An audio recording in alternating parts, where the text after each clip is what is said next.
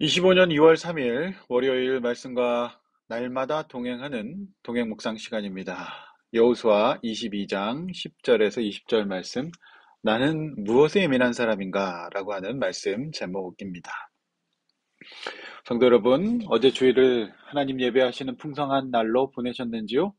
창세기 43장을 통해서 죄 가운데 있었던 요셉의 형들의 합당치 않은 말과 행동을 보면서 어떤 생각을 하셨는지요?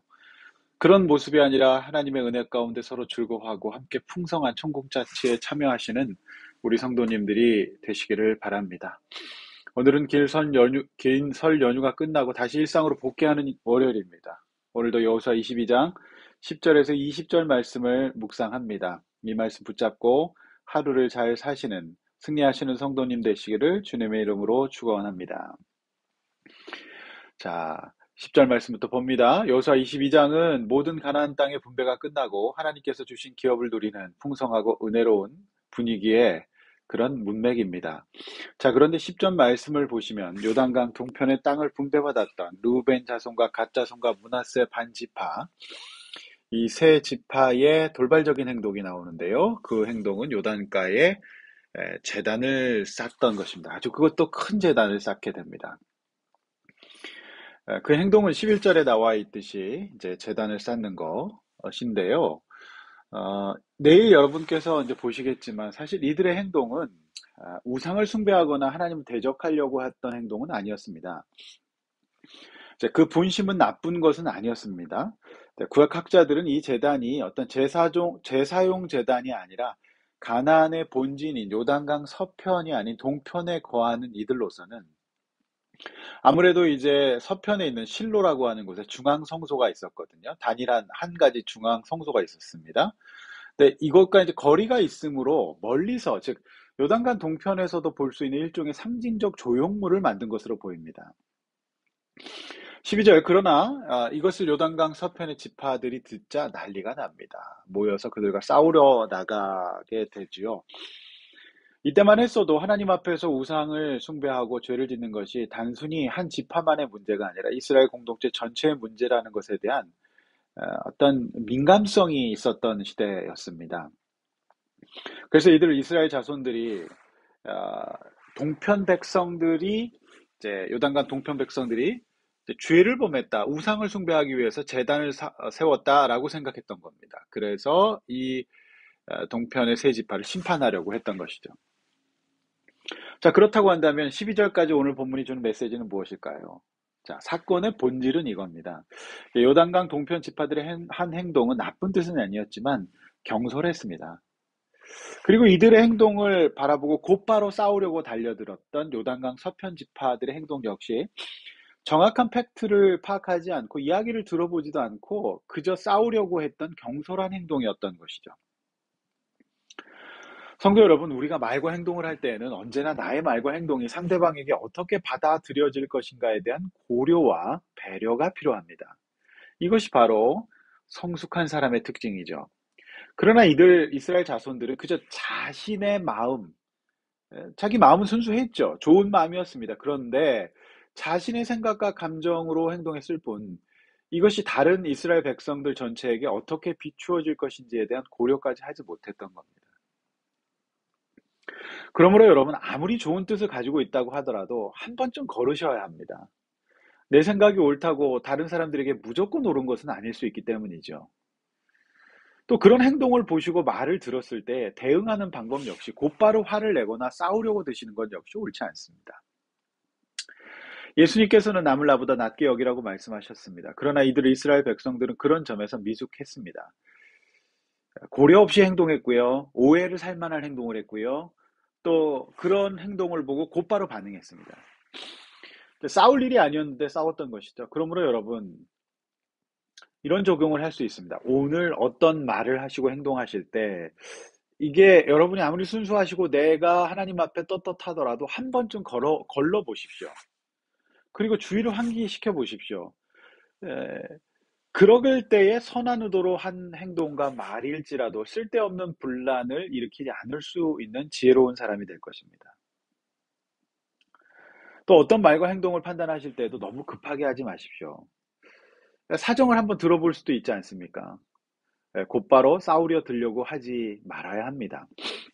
이것이 오늘 10절에서 12절 본문, 이 좋은 분위기 속에서 너무 지금 좋은 분위기거든요. 그런데 이 요단강 동편의 지파들은 당시에 실로 중앙성소가 있는데 일종의 뭔가 우상 숭배를 위해서 자기들만의 이단 거처를 만드는 셈이 돼버린 겁니다. 그런 것 같습니다. 우리가 아무리 좋은 뜻을 가지고 있어도 한번 좀 거르고 신중하게 판단하고 행동하시려야 한다. 그리고 또 그런 행동을 봤을 때에도 왜 저랬을까를 한번 생각하고 대화해보고 풀어가는 과정이 필요할 것이다.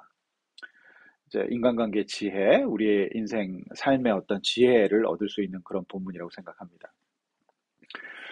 자, 13절부터 이제 두 번째 문단이 되는데요. 이스라엘 자손이 제사장 엘라살의 아들 비느하스를 길앗 땅으로 보내어 루벤 자손과 갓 자손과 므낫세 반지파를 보게 합니다. 그리고 이스라엘 지파에서 11지도자씩 10지도자를 그와 함께 한 지도자씩 10지도자를 그와 함께 보내서 이제 이 천부장들이 이제 조사를 해보게 되는 거죠.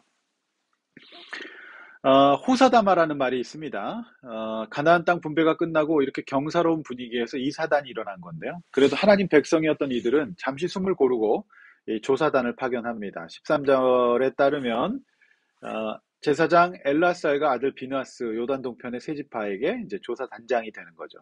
이것은 적절한 인사였다고 보여지는데 이들은 15절 이하에 나오는 말씀에 우리가 확인할 수 있는 것처럼 우상 숭배와 관련해서 처리 경험이 있었던 제사장들입니다. 자세한 내용은 민수기 25장에 기록되어 있으므로 참고하시면 되겠습니다. 그리고 14절에서 보시는 바와 같이 이렇게 이스라엘 백성들의 각 지파에서 한 지도자씩 이제 파견을 하게 된 겁니다. 그래서 16절 이하에는 파견된 이들과 요단 동편 지파들과의 이제 진상조사 내용이 쭉 나오게 됩니다. 근데 사실 20절까지 이것이 거의 조사라기보다는 일방적인 조사단의 어떤 훈계가 이어지고 있다는 것을 알 수 있습니다. 그래서 이제 내일 보신 21절 이하의 본문에서 요단 동편 지파들의 응답이 나오면서 오해의 실마리가 풀려서 다 같이 화평을 누리게 된다는 이제 해피엔딩으로 20장은 이제 끝나게 되는 22장은 끝나게 되는 것입니다. 13절에서 20절까지의 말씀에서 특별히 19절, 20절 말씀을 여러분 보시면 너희 소유지가 만약 깨끗하지, 이거 영적인 깨끗함을 얘기하는 거죠. 그래서 이제 중앙 성소를 소중히 여기면서 이렇게 해라. 그리고 너희가 만약 그게 문제되냐면은 서편으로 넘어와도 된다. 뭐 이런 말도 하고 있어요. 그래서 다른 제단을 쌓음으로써 여호와를 거역하지 말게 해라. 이렇게 말하고요. 20절에서 이제 아간 사건에 이제 빗대어서 말하고 있는 것이죠. 이제 우상숭배가 얼마나 하나님 앞에 큰 범죄인지 무서운 일인지 영적으로 타락하는 것이 얼마나 이제 한 지파만의 문제가 아니라 이스라엘 전체의 문제라는 것을 붙잡고 있는 거죠. 저는 이제 이 말씀을 묵상하면서 이제 이 메시지, 오늘 이 본문이 주는 교훈이 있다고 생각하는데 그건 뭐냐면은 이들이 우상숭배 하나님 앞에서 이 공동체의 제 문제에 대해서 굉장히 예민하게 이렇게 반응하고 있다라고 하는 거, 오히려 조금 안심이 되는 부분도 있었습니다. 근데 오해는 풀리죠, 내일 본문에서.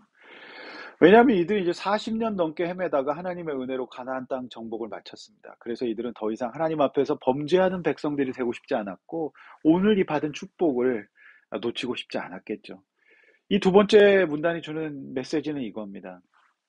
거짓물도 다시 보는 마음이죠. 하나님 앞에 거룩함의 문제, 또 온전한 신앙생활을 가장 인생에 중요하게 생각하는 이런 것들, 영적인 문제, 그리고 중요하게 생각하는 거, 이것만큼은 타협하고 싶지 않았던 이런 영적인 예민함이 우리에게도 작동되고 있느냐라고 하는 부분이에요. 물론 첫 번째 문단에서 이미 말씀드린 바와 같이 너무 섣부른 판단을 하고 화를 내고 정죄하고 싸우는 태도는 옳지 않아요.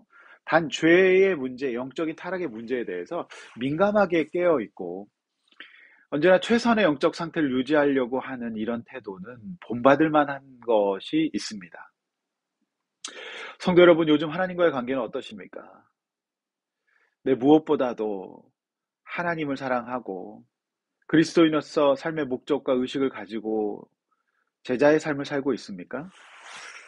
아무리 바쁘더라도 예배를 소중히 여기고 하나님 말씀대로 믿고 살아가려고 하는 일에 우선순위를 두고 계십니까? 오늘 하루도 그런 날이 되셨으면 좋겠습니다.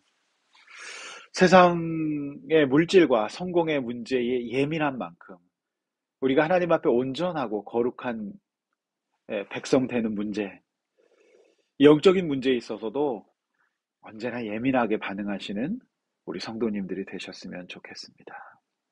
기도하겠습니다.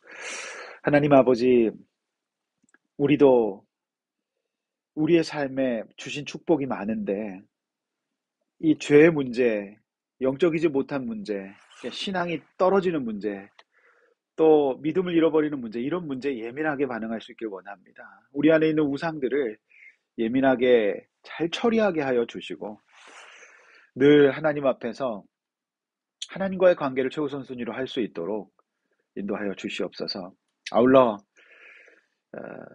그런 뜻에 의한 행동을 할 때에도 한번 좀 거르고 신중하게 다른 지체들과 내 옆에 있는 사람들을 고려하고 배려할 수 있는 성숙함을 주시고 또 그런 연약한 모습을 보았을 때도 위에서 기도하고 애통하고 함께 권면할지언정 미워하거나 싸우거나 다투지 않게 하여 주시옵소서. 오늘도 월요일입니다. 오늘 하루 주님 이 말씀 꼭 붙들고 우리 입술에 파수꾼을 세우고 판단과 행동에 신중하게 하여 주시고 또 영적인 문제 거룩하게 바라보면서 중요하게 생각할 수 있도록 주님 인도하여 주셔서 오늘 잠자리 드는 순간까지 넘어지지 않고 승리하고 죄를 멀리하고 하나님 앞에 거룩하고 영광 돌린 하루 되게 하여 주시옵소서. 이 모든 말씀을 우리 주 예수님의 이름으로 간절히 기도하옵나이다. 아멘.